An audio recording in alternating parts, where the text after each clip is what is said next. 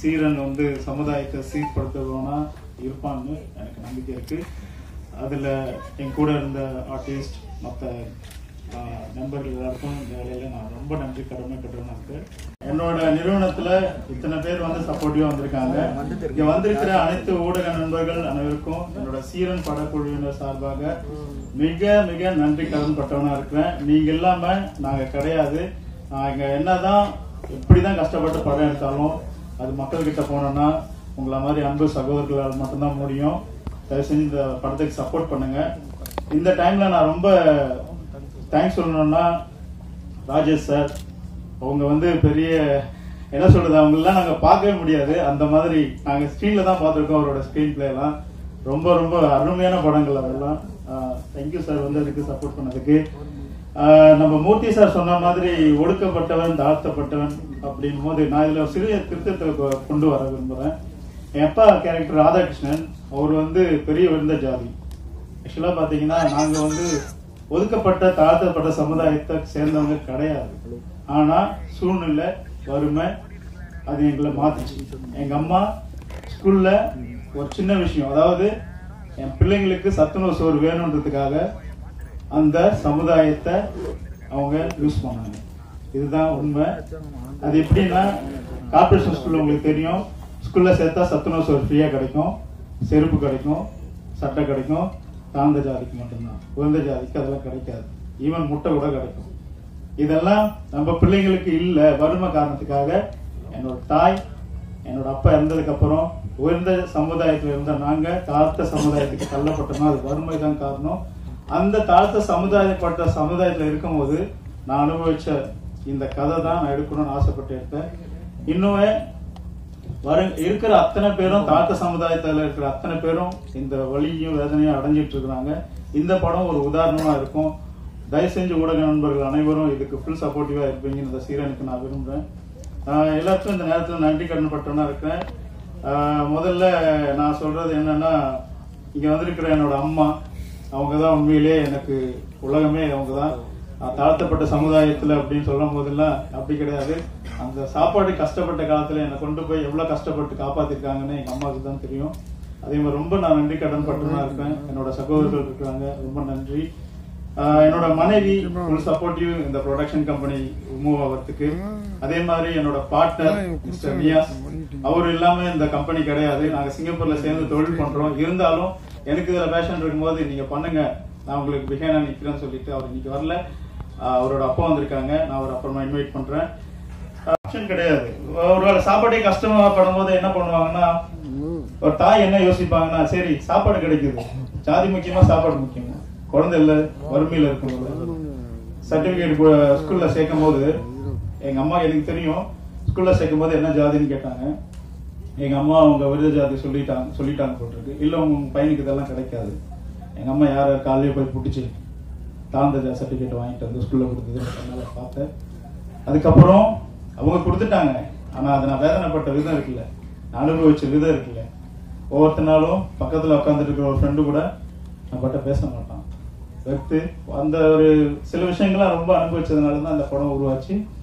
எத்தனை பேர் அந்த சூழ்நிலையில அந்த பிள்ளைகள் இருக்கிறாங்கன்னு தெரியல. உண்மையிலே ஆஜித் அந்த கேரக்டர் ரொம்ப நல்லா பண்ணியிருப்பாரு. எல்லாருக்கும் ரொம்ப நன்றி. ஊடக நண்பர்கள், உண்மையிலே சொல்றேன், நிறைய விஷயங்கள் வந்து இன்னைக்கு தளபதி கொண்டாடுறதும் சரி, அல்டிமேட் ஸ்டார் அஜித்தை கொண்டாடுறதும் சரி, யார் புது ஹீரோக்கள் வந்து கொண்டாடுறதும் சரி, அது நீங்க இல்லாம ஒரு பாசிபிள் இல்லை. ஃபாரின்ல இருந்து வந்திருக்கோம் ப்ரொடியூசர் அப்படின்றத விட, நான் எங்களோட கம்பெனியோட முழு நோக்கம் என்னன்னா, இங்க படம் எடுத்தா ஒரு 100 குடும்பம் பிழைக்கும். அதனாலதான் படம் ஓடலன்றது விஷயம் கிடையாது. எங்க கம்பெனில வேலை பார்த்த அத்தனை 100 குடும்பங்களும் 3 மாசம் பசி பட்டி இல்லாம இருந்தாங்களா, அது போதும். அதனாலதான் எப்பவுமே நல்ல சாப்பாடு போடுங்க. இது கத்திக்கிட்டு இருந்தாலும் நம்ம விஜயகாந்த் சார் கிட்ட தான் எங்க போனாலும் நான் கேட்கறது, நல்ல சாப்பாடு போட்டீங்களா. எல்லாம் சம்டைம் வந்து எங்கிட்டே அவங்க சொல்லுவாங்க, சார் இன்னைக்கு கவுச்சில்ல சார், நாளைக்கு பிரியாணி, உடனே பிரியாணி. அதே மாதிரி எல்லா உழைச்ச டெக்னீஷியனையும் கடைசி நாள் என்னோட வீட்டுல கூப்பிட்டு பெரிய டின்னர் கொடுத்தேன். அது எல்லாருக்கும் தெரியும்.